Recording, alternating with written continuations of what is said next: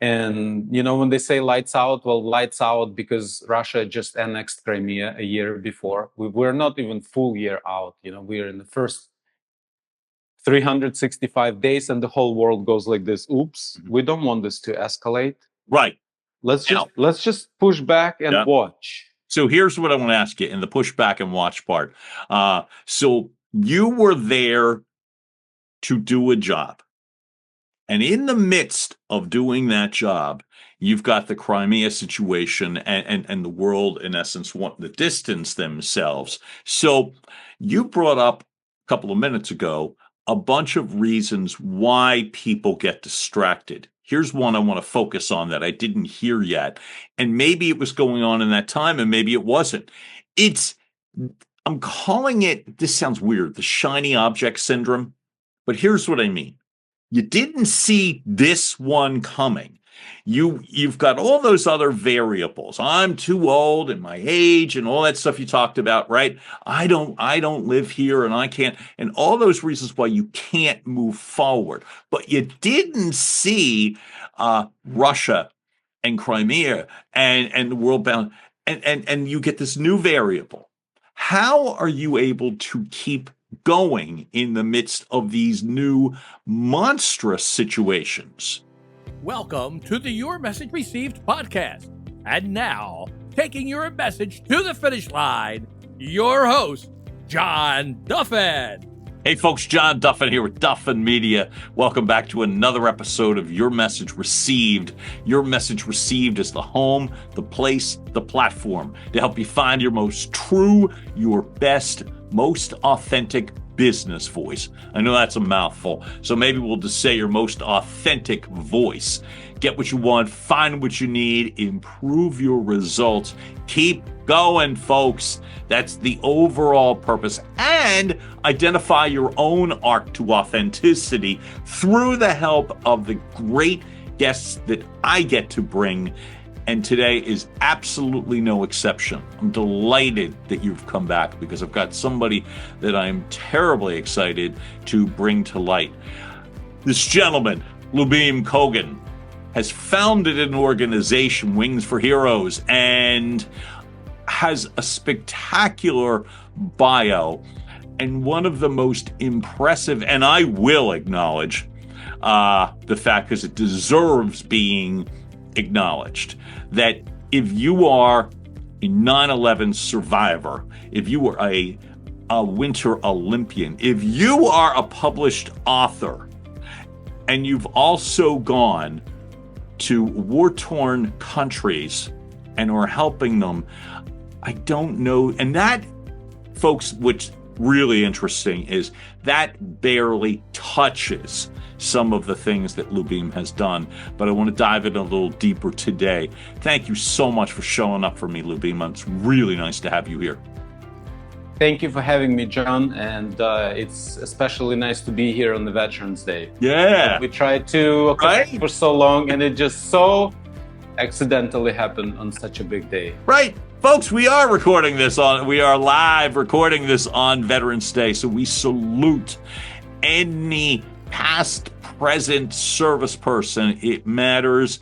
And from this side, regardless of the country that you have served, we acknowledge and support and salute you. So that part is wonderful. Let me ask you, Lyubim, right off the bat, I want to go to your organization, Wings4 Heroes.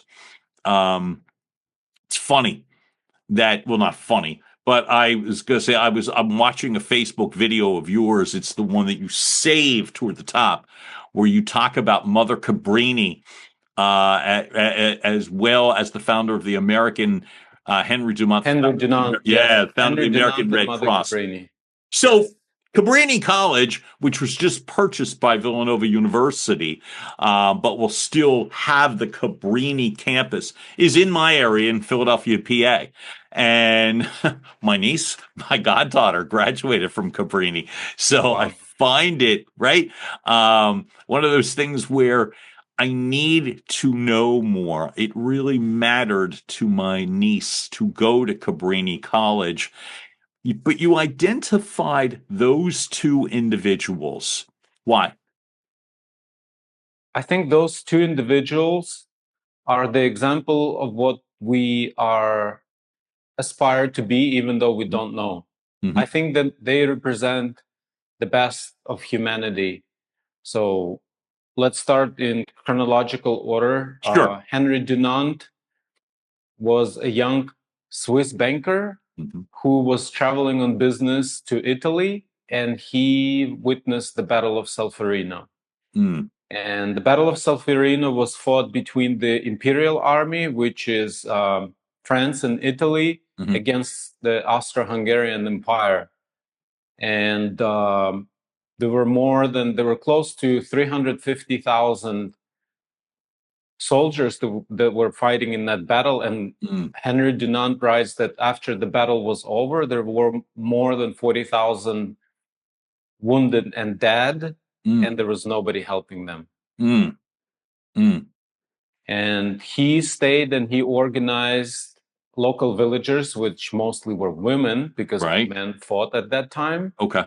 And they filled local churches with those who were injured. And it went on for, nobody knows the exact date, but from what I derive, it was more than a week. And some churches had 1,000 injured soldiers in one church. So, there was then, after they cleaned up the battlefield, Right. he went back to Switzerland, and he wrote a book which he titled A Memory of Solferino.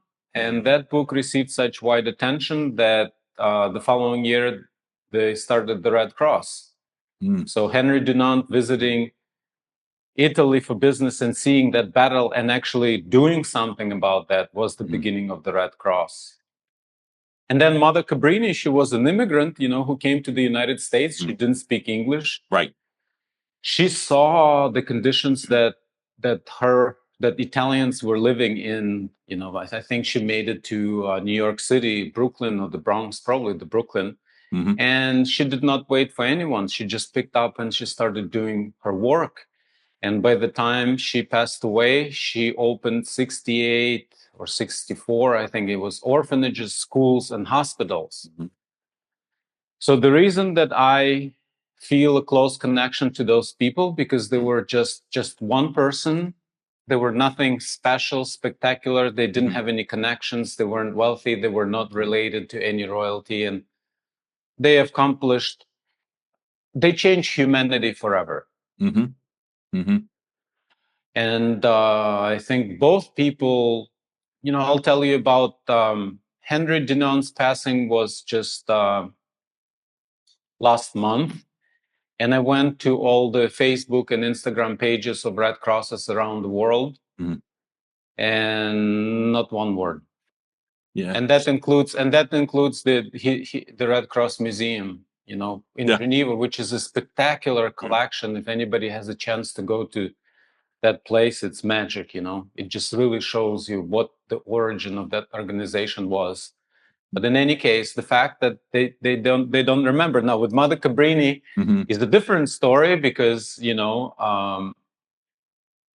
people who continue her memory, they're religious, and religious people really remember the dates, and they know how valuable and important it is to acknowledge somebody's birthday, somebody's death, or some important event.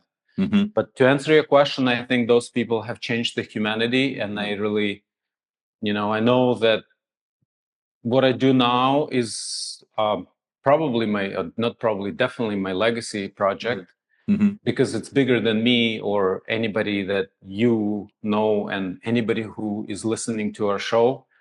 And it will take a lifetime. And I have learned the mistakes that, humanitarians before me made. And I am going to, try to make sure that this organization is built for the veterans. I don't know if you've seen this on my site, that I don't have any employees. Yeah. I do everything myself. And I have a lot of volunteers. I mean, nobody can do work by yourself. Right. But, there is a point, I'm trying to make a point. And a lot of shows I go on to, people say, well, Lyubim, you're doing this project. It was meant for a government to do such thing. And I say, look, well, unfortunately, the system is not there. It doesn't exist in places like Ukraine. You know, they're trying to survive for many years. They're under attacks with hundreds of drones, ballistic missiles coming every night. It's not a joke. Residential areas get hit. You know, power plants get hit. It's a war where one country is being bombarded by a bigger country nonstop for, let's say, 4 years. It's just they're going nonstop for almost 4 years. But so when the country is trying to survive, like you have civilians, you have women, kids, everybody, you know, and the system is not able to protect them because nobody can plan for that. Yeah. So the guys and girls who serve, and then they experience losses, you know, some lose limbs, some lose hearing, all of them have PTSD because all combat veterans have PTSD. Right. There's a fallout, you know. So they go, they serve, they get injured, and then they get discarded. That's how they feel. So, Lyubim, stay with me for a moment here, because you just said something that I just need for me to be amplified or repeated, which is the 4 years of drone bombs. And you said every night. And then I think if I heard you correctly, no, I'm not kidding, every night. So what the question is not, is it horrific? Can you help me understand what those survivors are literally going through? Those that have perished, it's awful because that's a part of the equation. But for those that haven't perished and are dealing with I think if I heard you correctly, that every soldier has PTSD, and you could imagine why, right? That you're on this sort of unimaginable high alert for every night with no end date. So let me ask you, do people get used to it? Do like those individuals, like how are people able to live their lives with that imminent stuff, you know what I mean, in the background? How do you live your life? To answer your question, that people do get used to it. And people in Ukraine, I don't know how they do it, but I think that human beings are designed to get used to anything as long as your bare minimum is met. Okay. And if you think back to, you know, now our society had advanced, but older times, if you take like first cities, you know, they had no running water, they had no sewage, everybody was working 15 plus hour days on the factory, no protection, nothing.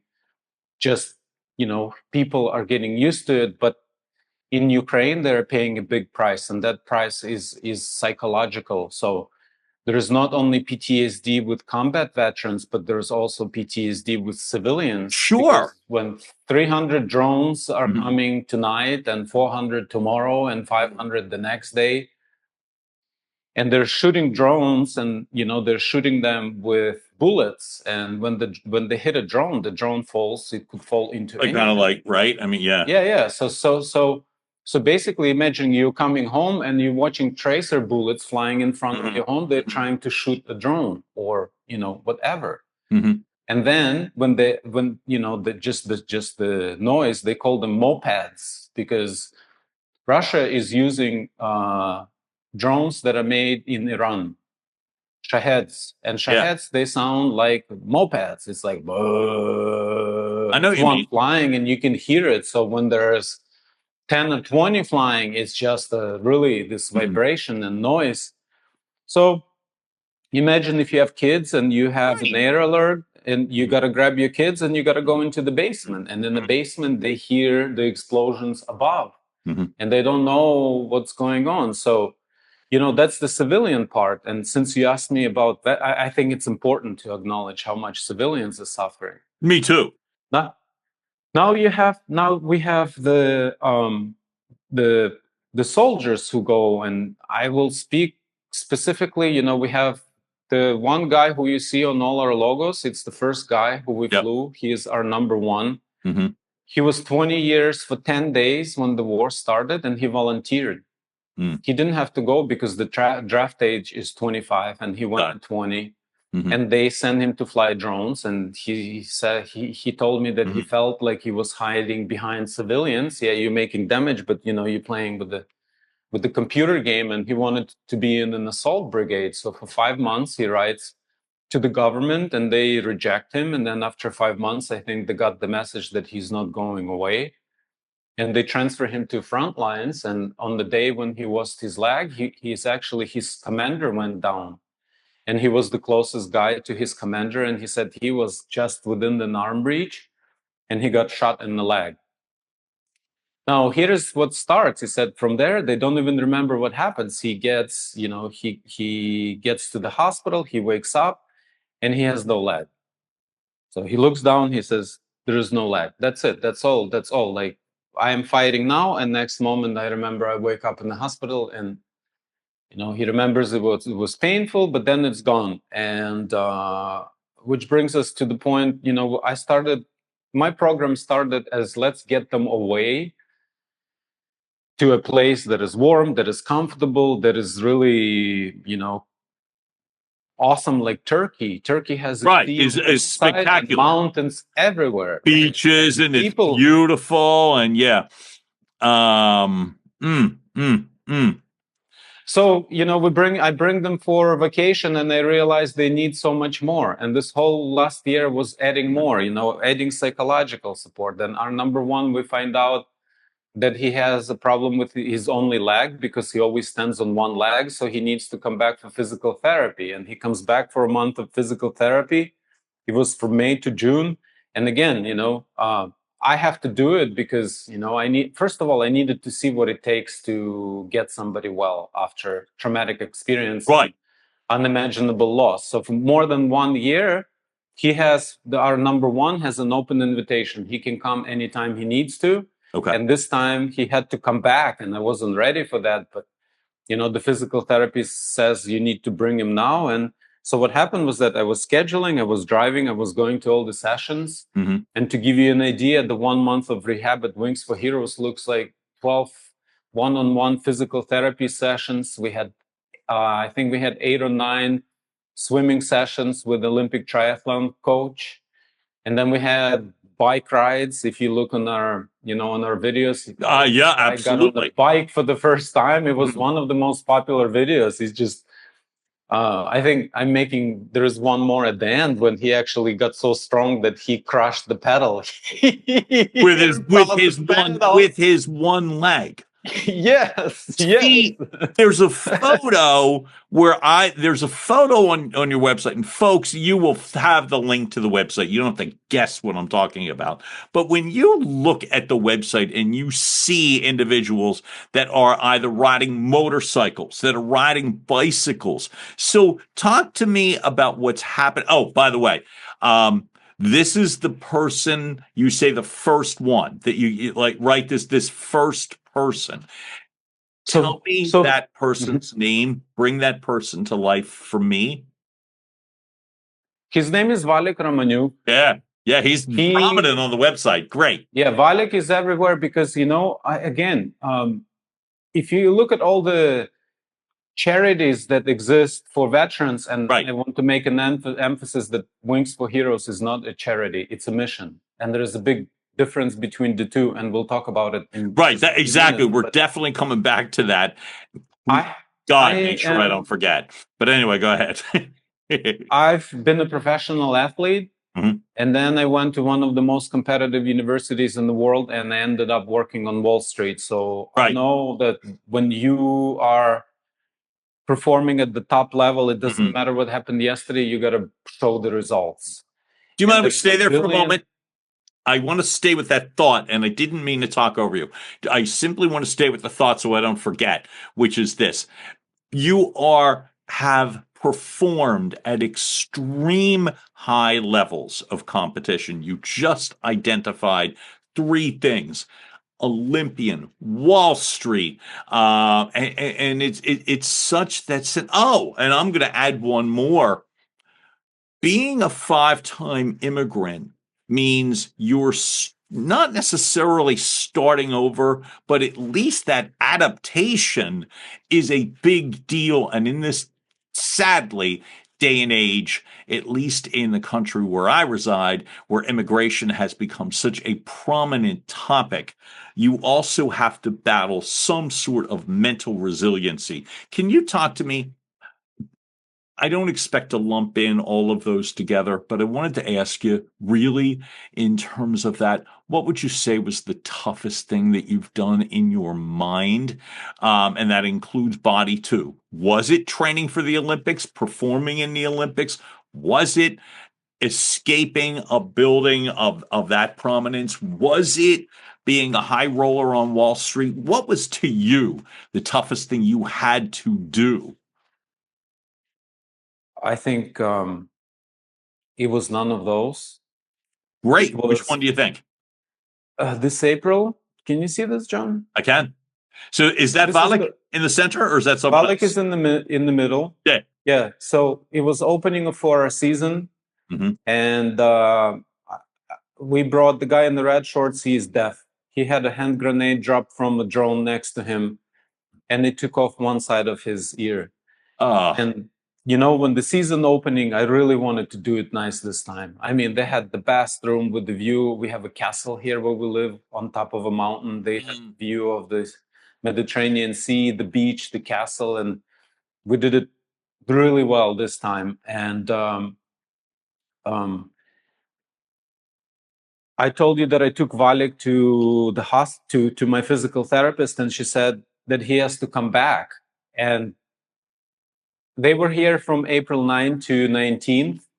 On April 19th, they went back to Ukraine and I flew to the United States. So I had plans on traveling. And the next group was supposed to come back. I would return. So it was about, I had a little more than 1 month. We were looking at end of June, July. And here I am told that he needs to come. The doctor said that he needs to stay. That's how serious his condition is. Because as you can tell, he's not a little guy, okay? No. He's a big guy. No, he is. So the only leg is getting so much pressure that it's, the muscles are getting so small, they're pressing on his sciatic nerve. Okay. And here I am. They go to Ukraine. I fly to the United States. I'm going to all different states for meetings. And I'm burning cash and I'm thinking, okay, I could have used that money, to bring him and save his leg. So knowing that, let me put it this way. If he became paralyzed and I did nothing, I would have considered the personal failure and I would have considered ending the whole mission because, I would think that is not, it's not a result, It's nice to go on the beach and, have a good time, but when he really needs help. So coming through in such a short period of time when everything was planned for, the money was spent, and again, it's been self-funded for the first 2 years. So, saving his leg was the most difficult thing, I would say, emotionally, because, there is so much, like all the work that's gone in and so many people, so many volunteers. It was all just tested with this one event. And I also knew that there was only my time to go on podcasts. That the June when I did really well on Podmatch. Yep. But, continuing doing that, scheduling him, driving, being in all physical therapy sessions and doing the podcasts right after finding the money to bring him. Like I found the money today. And I told him, I never told him that I could not pay for that. I said, dude, just don't unpack your bags. You're coming. And I said, you're coming in May, because the therapist said, you don't have more than 1 month. So making that happen was emotionally really like a big challenge. But if you want to take like as a project, it was good. So in 92, I immigrated to the United States. Right. And I had a lot of dreams and I had a lot of goals and I worked really hard for 20 years, to get somewhere. Then the very end was 2015, where I got a chance to speak with Brian Tracy at the United Nations headquarters in New York. Now, Brian Tracy is the first person who showed me how inadequate I was back in 2003. Yes, I was. How inadequate were you? I was. What do you mean? I needed help opening an elevator if we talk about public speaking. So, I met his promoter who was selling his tickets, and the guy was so amazing. I was just like, wow, I have a long way to go. So and we're talking about people finding aspirations. Look, ladies and gentlemen, you know what you want to do because inside of you have a compass. And when you get excited about something, that doesn't come from your mind, it comes from somewhere inside. And I just learned with age, to me, it's a sign. Like if it goes like that feeling that comes from inside, like I have to do it, or this really excites me, or this is really interesting. I wish I want to, like I look into those things. So if we get quiet, or if we remember the moments when we wanted to do something before the chatterbox kicked in, because the mind kicks in right away. Oh, you shouldn't do this. It's so much risk. Well, think about your age, your career, your family, neighbors, everybody, mortgage, kids, like it will kick in. But, that's something that we are all different.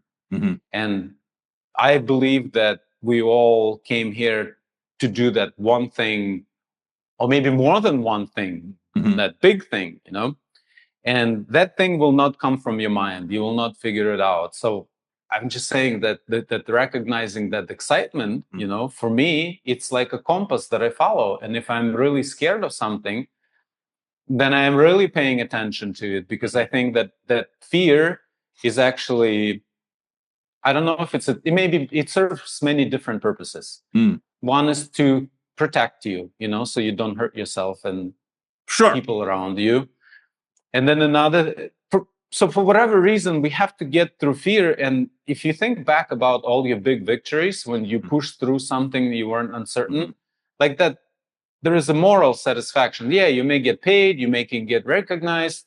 Everybody will say, John, Lyubim, great job, you did well, congratulations. But there is an internal satisfaction. And I find out that the longer it takes to get to a goal, the more rewarding it is. So 2015, I speak with Brian Tracy, and I thought it's time to monetize. For 20 years, I just kept my head down. I was working really hard. And then instead of monetizing, I end up going to Ukraine, and not only doing like a project, I end up staying there. And I took over a nationwide failing infrastructure company that was 2 pay periods behind.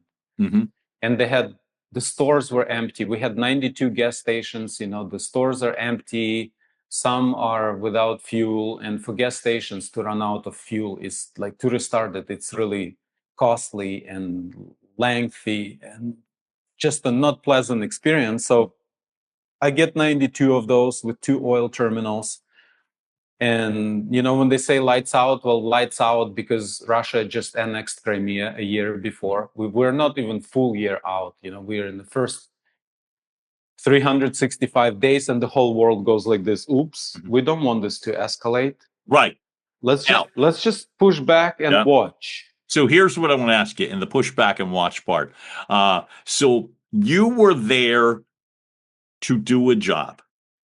And in the midst of doing that job, you've got the Crimea situation and the world, in essence, wanting to distance themselves. So you brought up a couple of minutes ago a bunch of reasons why people get distracted. Here's one I want to focus on that I didn't hear yet. And maybe it was going on in that time and maybe it wasn't. I'm calling it, this sounds weird, the shiny object syndrome. But here's what I mean. You didn't see this one coming. You've got all those other variables. I'm too old and my age and all that stuff you talked about, right? I don't live here and I can't, and all those reasons why you can't move forward. But you didn't see Russia and Crimea and the world bound, and you get this new variable.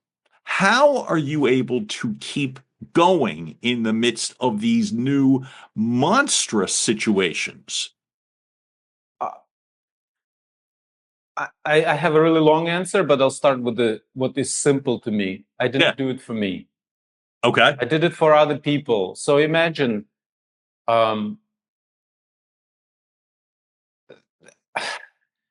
nothing is working. Mhm. Okay.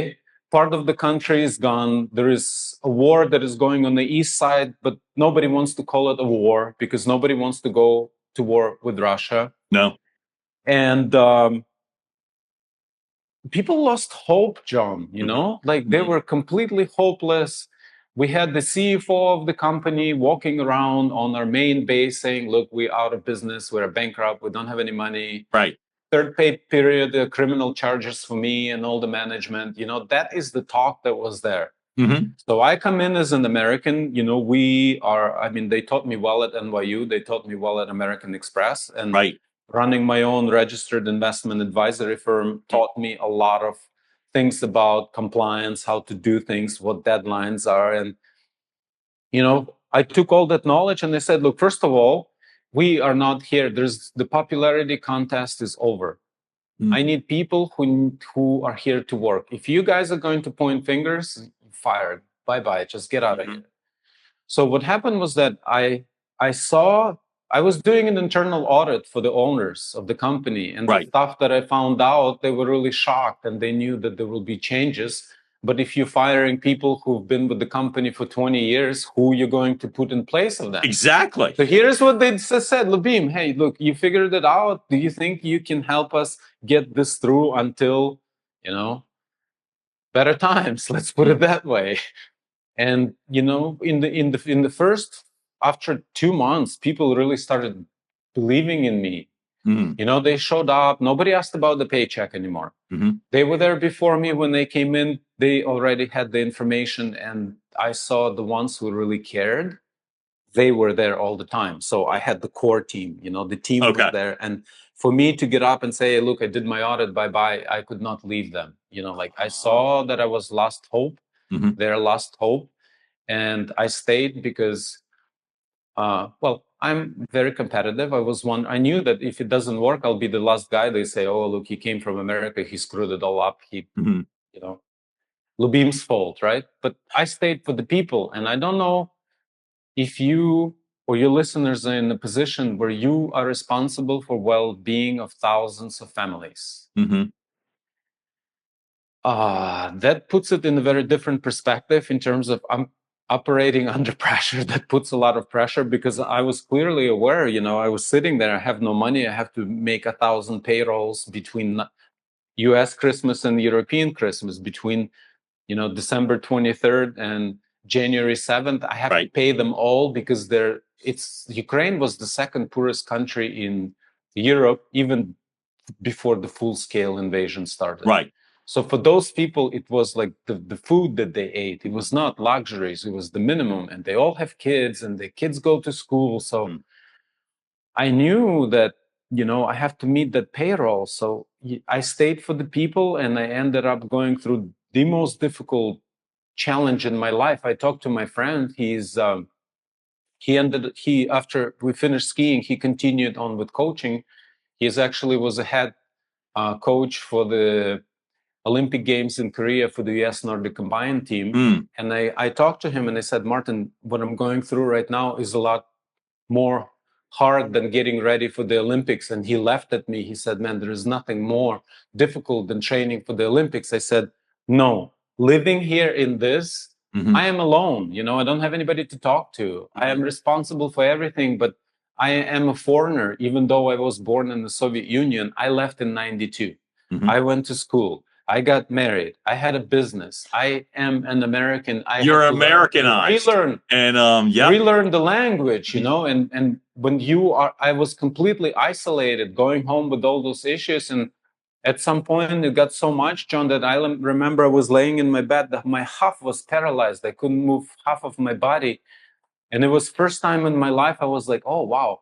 Then there is a limit to how much I can do. Before that, there was no limit. I was just kept going. We're going to NYU, we're driving 600 miles, we're skiing all weekend, let's go back to school, we train at 4 a.m. And it just, I was that Energizer bunny. And there I am, I'm like, whoa, I cannot move. I couldn't move my arm or my leg. It was just. Why was that? So much stress and pressure, you have internal, external. I had to deal with people inside, and I had to deal with the fact that we can't find, we need diesel, but nobody would finance us. Then I find financing, nobody would insure it or bring it into the country. It was just every single step was an obstacle.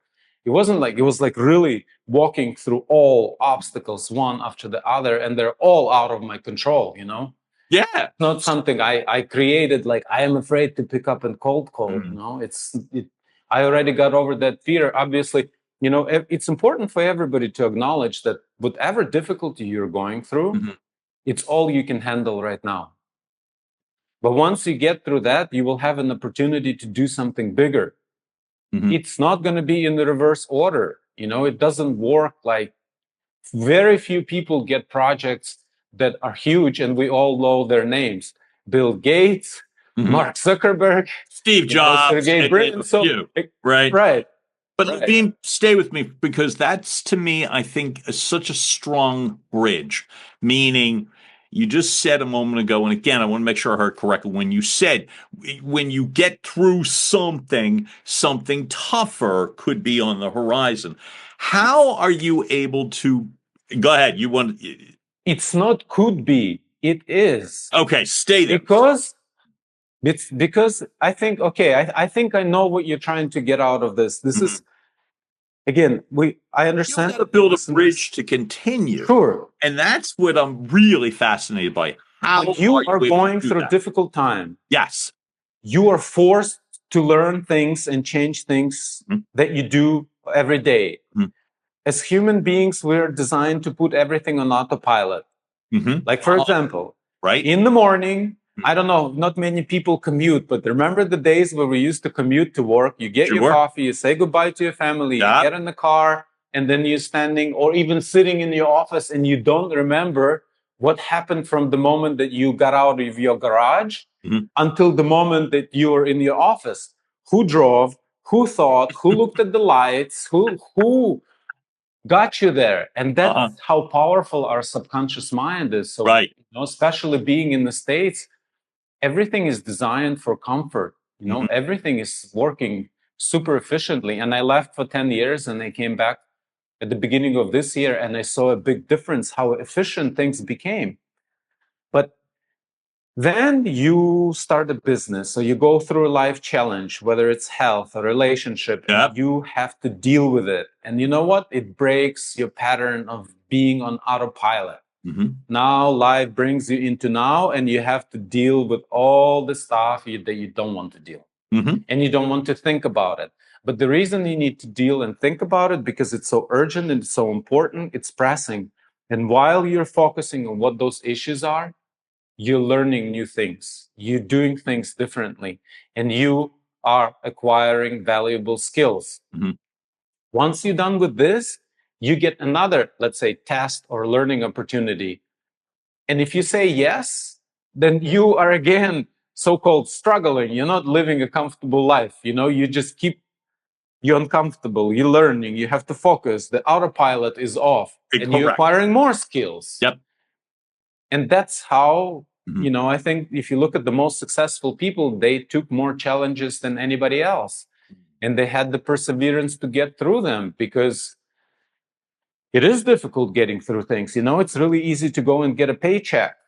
But at the end of your life, you think like, oh, well, maybe I should have started that business, but it's too late. And for me, it's the biggest fear to be on my deathbed and say, look, I wish I tried something. I really don't have anything that I didn't try. And that is my real driving force that I'm aware of. Even though if I live to 100 or 120, it's not that long. Understood. I got you. And I got to hustle now, because big things, they take time to build, to make work. And I think I'm the biggest thing, I got to learn how to manage me before I can see something in the world. So what I'm trying to say is that a lot of times people think, oh, I wish I had that person's money or his experience or her. Or their energy. But it all comes with the other side. There are always two sides to that medal. There are two sides for the medal. This is what you get, and this is how you pay for it. And I think that like keeping that in mind and really thinking what you're giving up in order to get something is important. Now, what I got out of Ukraine, I got a lot. And, I got my own comics book. Like the other day, I was looking at things that I have. I don't have a resume that I can hand in and say, look, this is what I did. You've seen, like, when I started podcasting, people used to say, okay, Lyubim, we see you 2014. You wrote a book with Steve Forbes. 15, right. I see you were here, and then you disappeared. Like, sorry, we don't want to talk to you because you disappeared. And I said, I'm doing work that you don't post on Facebook about running a company during war. I mean, what am I going to write about? It's so funny to me. It's not funny. It's so ironic that you say that, because that's exactly what I feel like would be what you would write about for the next time or whatever. This is where I'm curious that it's so important what's going on right now because of the autopilot thing that you referenced a little while back. How important, because I really, in my heart, and I'll speak for me, but I've heard it in a lot of other people as well, too, is that sense that you believe, probably falsely, that you have more time than you actually do. And so when you talk about literal life and death scenarios for a longer time, I think it's really important when you just said a minute ago, that sense, you have to champion this. You don't have as much time as you think, because I think that's one of the things that puts people on autopilot is, hey, I can do it tomorrow. I can do it next week. I can do it whatever. And because maybe the pressure is not as severe, so you can put stuff off. And so what would you say as an individual? It's not a yes or no question. It's I would say, how do you get somebody to understand that and take action on it? John, I would like to share practical steps on how I deal with it, because, this is really philosophical, because we're talking about life and death and meaning, what am I supposed to do on this planet? But how do you accomplish, I have a really long list of accomplishments. And basically when I'm done with one, I see the next one. And with anything that you're trying to do, there are two things that you have to do. Right. Number one, you have to decide. And I'm saying there are different types of decision. There is an unconditional decision. I am going to get that, whatever you fill out, fill in the blank, right? No matter what it takes. It's that important to me that I am committing right now. I want to decide. I'm deciding right now that I am going to get it. And number two, you just have to take one step. And I think that's where a lot of people get really confused. So one step, it's the one step that will get me closest to my goal. You mentioned making cold calls. For a lot of people who started the business, it's really hard to pick up the phone at the beginning. Right? It's really that rejection and stuff. But once you do it for 2 or 3 years, you're not even going to think about it. And by the way, if your job involves some kind of prospecting, what was scary for you day one, let's say 500, you will miss it. If you don't do it, you will feel like you didn't do something important, because you get used to it. So you make the decision and you make that one step, then you will see the next step. Have you met people that spend 5, 10, 20 years planning this business and thinking it would be like, my business will be like a domino. Once everything is played, I just push one and they all fall down automatically. I love the domino description. Yeah, that's great. Yep, right. It's not domino, because you have to work on each block and you have to do it separately. And you cannot see them all at the beginning. So I'm saying you make the decision and you make the step. And when you get to the next step, you have to think about one more. So you're not overwhelmed. You can call it laser focused. Like my friend says, there is a lamp post that shines the whole street. And then you have a laser beam that goes and drives. Like, the laser beam is so powerful because it only focuses on one small spot. So now you know what you need to do the next step. When you are done with it, you will take the next step. And your job is to keep taking that one step until you get what you want. Then you get there and you can, now back up. Decision-making process. because you started with it. Yeah. I believe, and based on my own experience, that we burn the same amount of energy, maybe even more, in the stage where we are going to decide and the stage that we're actually doing. So, like I want to do, this would be great. And you start building these dreams in your mind. It takes a lot of space. It takes all the space in your head. Sometimes it's in your heart because it's connected to something important. Right. Imagine if you said, okay, I'm done. Okay, I'm done daydreaming. I am going to get that. So you're not burning any more energy on thinking, should I do it or should I not? That's been decided. Check. What is the next thing? I would like to call a few people. You call a few people, they make an appointment, you go to an appointment, you get your first sale, and you say, oh, so great, I started now. I could have waited another 10, 15 years, and then I would get that same result and be like, why did I waste all this time? So make a decision, and just do one step. Don't overwhelm yourself.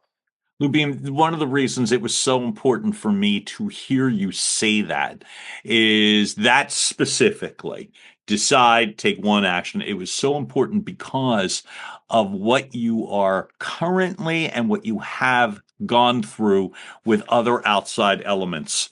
And the visual at the beginning of the conversation in regards to drones is what I'm still seeing in my head, that's happening around you, and your ability to know that you can probably only handle one thing is really important. And I think that pulls a lot of people across a bridge. That's why that was really, in my mind, it's speaking to someone who has literally had, for a long-term period of time, drone strikes to be, and a country in rubble, that you are able to know that you can do that so that you can accomplish these really spectacular tasks. And I also think that also brings it to light for any individual because it just simplifies things, John, small addition, if I may. Please. You summarized it beautifully. Okay, now, let's say all your listeners hear this conversation and they go out and they get their dreams and everything is working.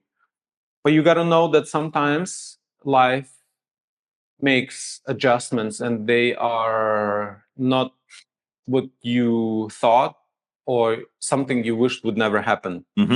So we spent the first 6 years trying to get into the green because after Crimea got annexed and the war started, the sales volumes got cut by half, cut by half again. Right. The company had debt in the US dollars and, the currency collapsed by like 90%. So you understand that proportionally our issues got huge, and our job was, or my job was, to make sure that we survive and we're running tomorrow. And we ran until we turned our first profitable month in the summer of 2019.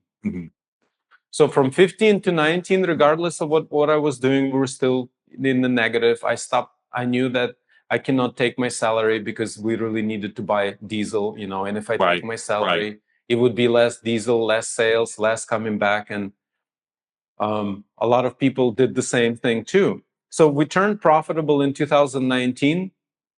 And I'm thinking we just need time, to make up for all the difficulties that we went through. And in April of last year, we had 9 Russian drones that came in and destroyed our most valuable asset. It was a base, just close to 19 million liters of diesel total storage. Fortunately, it was not full, but we had 1.3 million liters of diesel that burned overnight.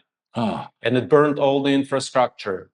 And we had our own railroad, and we had the tanker trucks that I fixed myself. There was one of the big things is we don't have the money, but you still have to fix them. And I found how to fix things. And, all I see is like, they didn't even have rubber, everything melted and it's all gone. And here I am. It was in April of 2024. It was less than 2 weeks later. Our governor called us and he said, look, I have a guy for you. You can fly. Now, In one night, I lost everything that I've been working for 30 years, Right. I left everything. This was my last project. Yep. I spent so much time. I risked my life, I'm living in the country at war, and I am responsible for the whole nationwide operation. So I go everywhere. Excuse me. And I wasn't planning, I was planning to be financially set, and I knew I fixed it. It's working. With time, I will cash out, and that will be my retirement. And it burns out in just few hours, the whole thing burns out. They burned it to the ground, and here I have a choice of doing something that I felt like I was meant to do. I've already been to, I've seen since the Afghanistan war started when I was 5. I was, it was 1980. Wow. And now the war came closer, and I see these guys, they just go and put themselves in between evil and peaceful people. That's it. That's what they do. They just place their bodies in the harm's way to protect civilians. Wow. And I knew that I had to do something for them. So now imagine, John, I can go return to the United States because I don't want to go to Ukraine. That's done. I cannot function like that. So that work has been destroyed. I can go to the United States. I can rebuild. I can build a business, live in a nice environment, or I can start Wings4 Heroes. Yes. So I started it at the worst time ever. And what I'd like to share with everyone is that, look, when you are dying, is it important to you how much money you have in the bank? Or would it be important for you to leave a legacy saying, look, at the very worst moment in my life, I had this opportunity, and it was doing something for somebody else, and I did it. And to me, it was really important. And I said, okay, well, number one wasn't supposed to come. There was another guy, he was a double amputee, but they scheduled him for a surgery. So, Valek, who is in the middle, came. Yeah. And then the guy in the red shorts showed up next year, and I found out that the veterans who have PTSD, or the ones who are deaf, they're in a worse situation than somebody who doesn't have a leg. Because if you see a guy or a girl without a leg, you want to naturally help them. But if you're standing next to a guy and you're yelling into his ear and he cannot hear you, you think dude, what's wrong with you? What is your problem? Get out of my way. He can't hear you. And so what do you do?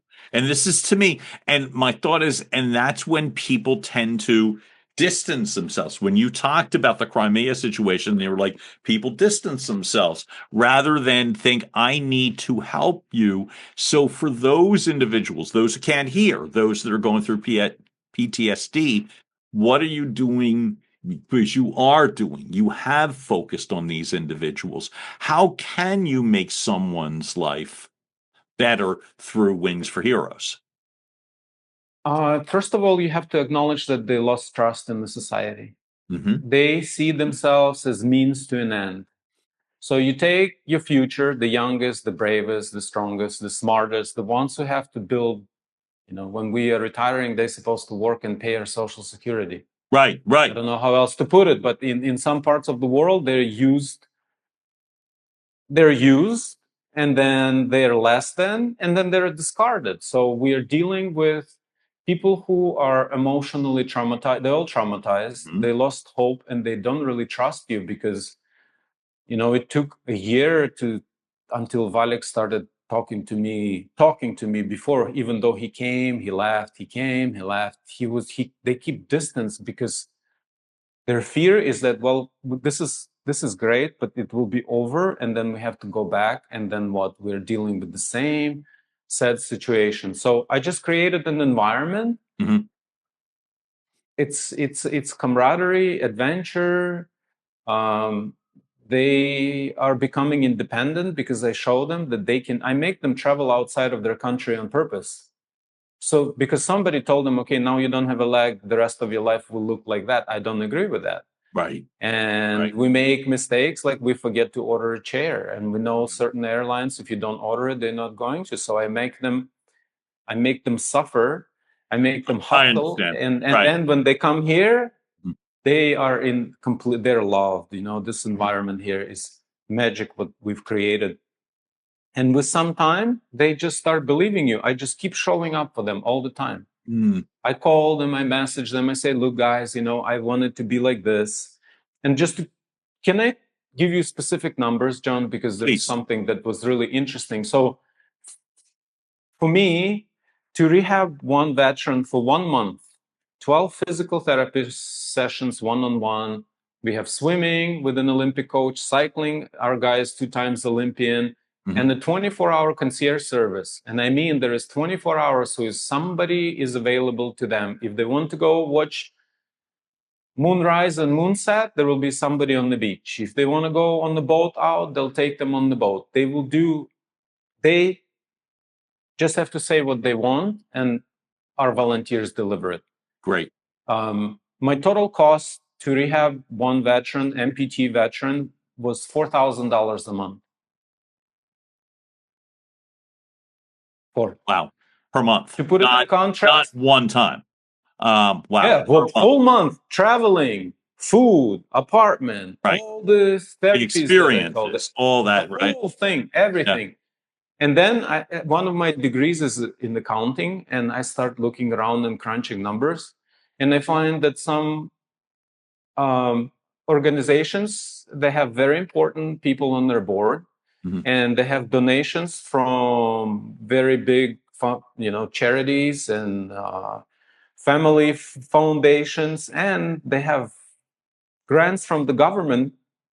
They spend $15,000 per person in operations only. That doesn't include any veteran care.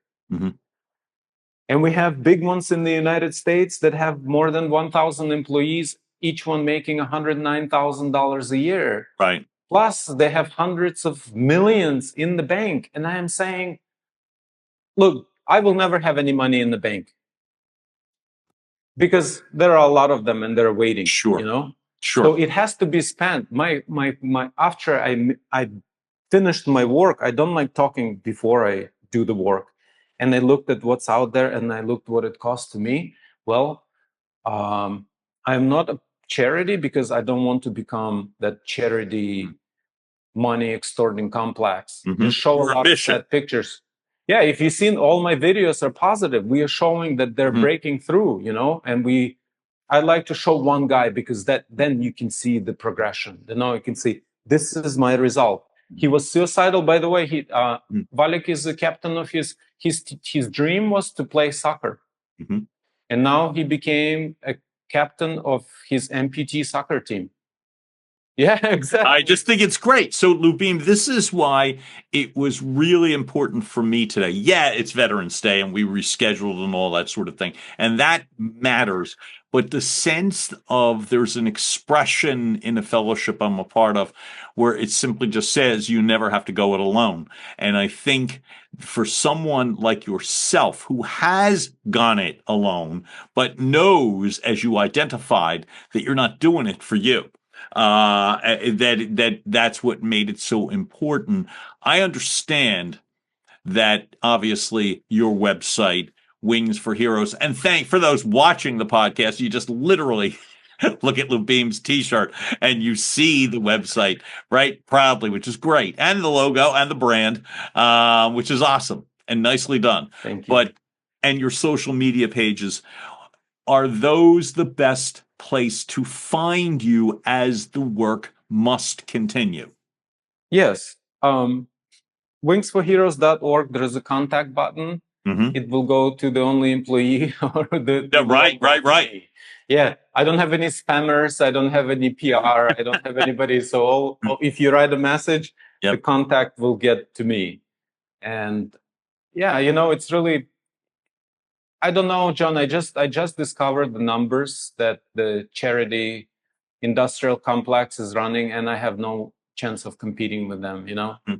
I am the most efficient guy in the world, yet they are dominating social media. They're dominating TV. They're spending tens of millions of dollars on advertising, saying, look, these guys are they need so much, but then you look at their numbers and they produce no results. So yeah.